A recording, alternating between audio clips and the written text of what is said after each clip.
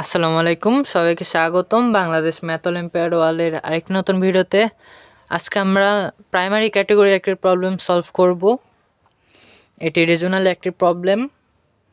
সবার আগে তোমরা নিজেরা এটি সলভ করার চেষ্টা করবে, পরে না পারলে ভিডিও সলিউশনটা দেখবে। তো আমরা প্রথমে প্রবলেমটা সলিউশন করা শুরু করব। তো কোশ্চেনে বলা আছে 1,3,4,7,9,13, ডট অনুক্রমটির পরবর্তী পদ কত। তো চলো এটা সলিউশন করা যাক। তো দেখো, এটা একটা আমাদের সিকোয়েন্স দিছে যে 1,3,4,7,9,13 এবং এরপরে আরও কিছু আছে।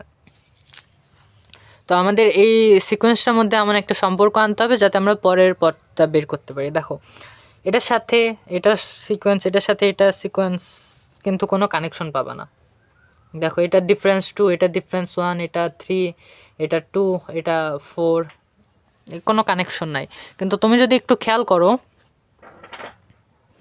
যে এটার সাথে এটা কানেকশন এবং এটার সাথে এটা কিন্তু একটা কানেকশন আছে। দেখো, এটা কিন্তু 1 স্কোয়ার লিখতে পারি, এটা 2 স্কোয়ার লিখতে পারি, এটা 3 স্কোয়ার লিখতে পারি, এবং এটার সাথে এটার ডিফারেন্স বাড়তেছে 4, এটার সাথে এটা বাড়ছে 6। তো আমাদের পরবর্তী ধাপটা কি এটার সাথে এটা হবে না এটার সাথে এটা হবে? অবশ্যই এটার সাথে হবে।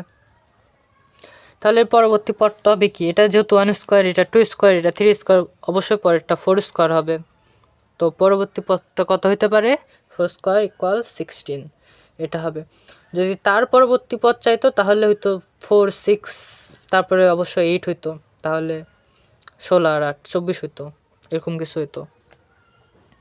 না, 16 আর 8 না, 13 আর 8 21 হইতো। তো আমাদের তো চাইছে এটা, তো আমাদের অ্যান্সার কী হবে? অ্যান্সার হবে 16। তো এটাই ছিল আজকের প্রবলেমের সলিউশন। ধন্যবাদ সবাইকে।